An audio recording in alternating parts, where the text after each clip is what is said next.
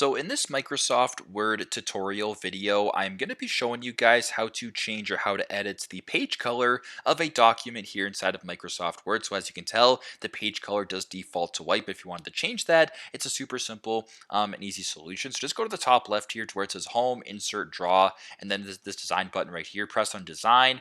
Once you're here, go all the way to the right to where it says Watermark, Page Color, and Page Border. As you know, pretty much self-explanatory here. Press on page color. The first, get the drop down right here. You can select a color of your choosing. So if you wanted to make the page color, let's just say maybe like I don't know, like a green color right here, you can go ahead and press on green. And there you go. Now your page is green. So if you were to go ahead and type here, for instance, I'll just say this is my page. So instead of a white background, the background is now green or whatever color you made it here on your document. So super simple, super straightforward. This is how to edit or how to change the page color here inside of Microsoft Word.